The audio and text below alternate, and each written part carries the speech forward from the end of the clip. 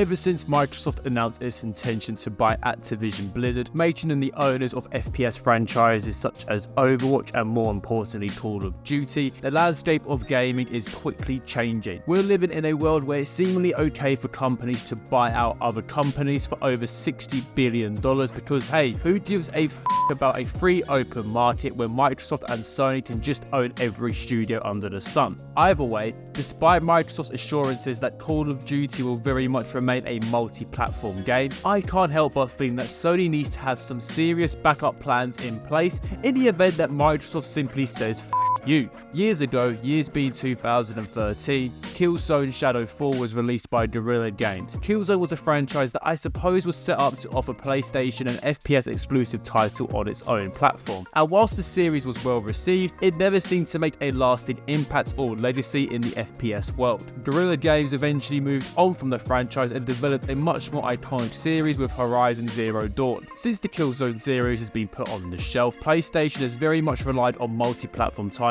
such as Fortnite, Destiny and Call of Duty to attract the FPS crowd and more importantly, help sell its consoles. Before I get into the whole need for PlayStation to offer a Call of Duty alternative, it's worth noting what Bungie is up to. Earlier last year, Sony completed its $3.7 billion purchase of Bungie, which of course at one point was owned by Microsoft and develops the Halo franchise. These days, Bungie is of course known for the Destiny series, which is available on all platforms. More recently, the developer announced a revival of their 90s gaming series, Marathon. Now, Bungie released the teaser trailer for Marathon back in May. However, despite the very awesome looking trailer, we still don't know much about the game. What we do know is that despite Bungie being owned by Sony, Marathon will be available on PlayStation, PC and Xbox with cross-play support. And whilst I think Marathon will definitely generate a lot of hype closer to when it's released, it remains to be seen if it's a franchise that could potentially take on Call of Duty. Call of Duty is very much in an interesting spot at the moment. But gone are the days when the series was the undisputed king of FPS as it was during the late 2000s and 2010s. This year, in fact, Modern Warfare 2 and Warzone 2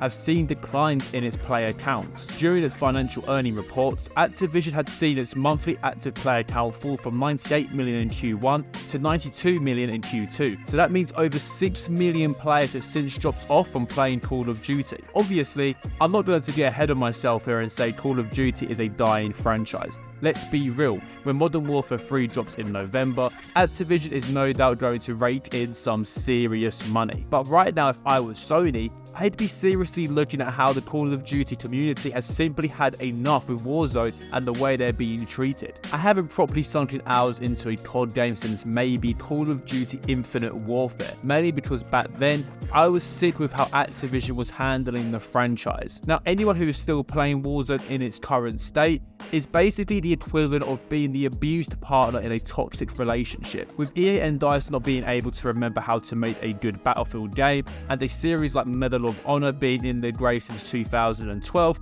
apart from when it was temporarily revived for VR purposes in 2020, I do think there is an opportunity here for Sony. Now, in the words of Jeremy Clarkson, how hard can it be to develop a franchise like Call of Duty? With PlayStation having over 20 studios under its umbrella, surely Sony has the capabilities and resources to make their own Call of Duty franchise. When the Killzone games were coming out, they were facing the peak years of Halo, Call of Duty and Battlefield. In 2023, the competition has very much changed. Valorant, Apex Legends, Escape from Tarkov, and the enduring Counter-Strike are all games that command a huge player base between them all. Sony deservedly gets a lot of praise from their exclusive titles that focus primarily on single-player experiences, and the world of gaming is better for it. But with Microsoft shifting its strategy and growing tired of not having great exclusive franchises themselves, why shouldn't PlayStation be looking more into the multiplayer arena? To be fair, depending on how Sony and Bungie market Marathon,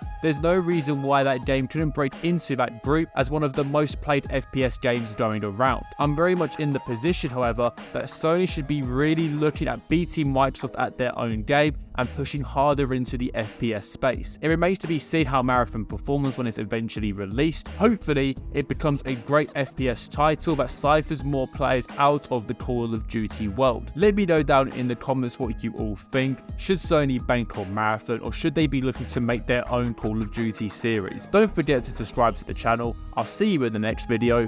Peace.